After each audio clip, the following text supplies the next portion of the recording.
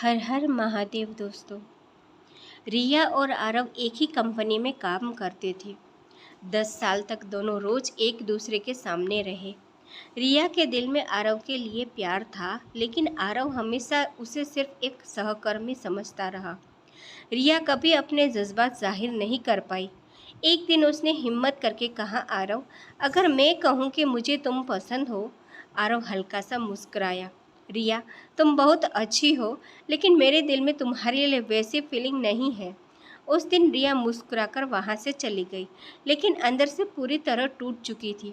उसने उसी दिन तय कर लिया कि अब वह अपने दिल की नहीं, अपनी ज़िंदगी की सुनेगी। कुछ महीनों बाद उसने नौकरी छोड़ दी। आरव ने भी उसे रोकने की कोशिश नहीं की। समय बीतता गया। पूरे 10 साल एक बिजनेस कॉन्फ्रेंस में आरव की नज़र अचानक एक महिला पर पड़ी। वह रिया थी।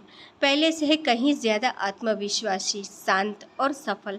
उसके साथ लगभग 7 साल का एक प्यारा बच्चा भी था। बच्चा दौड़कर बोला, माँ चलो ना। आरव ने कदम वहीं रुक गए। कॉन्फ्रेंस के बाद उसने रिया को रोका। रिया, कैसी हो? रिया मुस्कुरा दी, बहुत अच्छी। आरव की नज़र बच्चे पर गई। ये तुम्हारा बेटा है? रिया ने बिना झिझक कहा, हाँ, मैं किसी और के बच्चे की माँ हूँ। बस इतना सुनते ही आरव के दिल में अजीब सी टीस उठी। उसे पहली बार एहसास हुआ, जिस लड़की ने कभी उससे प्यार किया था, वह अब किसी और की दुनिया बन चुकी है। उस रात आरव सो नहीं पाया। हर पल रिया याद आती रही। उसे समझ आया कि उसने कभी रिया को समझने की कोशिश ही नहीं की। अब जब वह किसी और की ज़िंदगी का हिस्सा बन चुकी थी, तब उसका अपना दिल बेचैन हो उठा। कुछ दिनों बाद उसने रिया से कॉफ़ी पर मिलने का आग्रह किया। रिया मान गई। बातों बातों में आरव ने पूछा, तुम खुश हो? रिया मुस्कुराकर बोली, हाँ, क्योंकि मैंने दूसरों से उम्मीद करना छोड़ दिया है। उस जवाब ने आरव को भीतर तक छू लिया। एक दिन आरव ने हिम्मत जुटाकर कहा, रिया, शायद मुझे अब एहसास हुआ है कि मैं हमेशा से तुमसे प्यार करता था।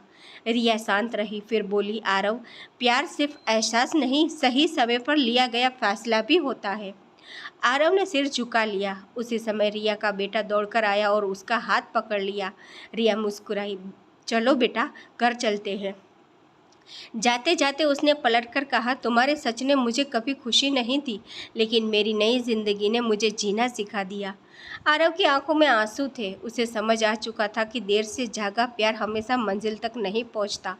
अंततः आरव ने रिया के फैसले का सम्मान किया। रिया अपने बेटे के साथ खुशहाल जीवन जीती रही। आरव ने भी अतीत में अटकने के बजाय अपनी गलतियों से सीखकर आगे बढ़ना सीख लिया। कहानी का संदेश, हर प्यार का अंत मिलन नहीं होता। कभी कभी सबसे बड़ी जीत यह होती है कि हम सामने वाले की खुशी को स्वीकार कर लें, भले ही वह हमारे साथ न हो।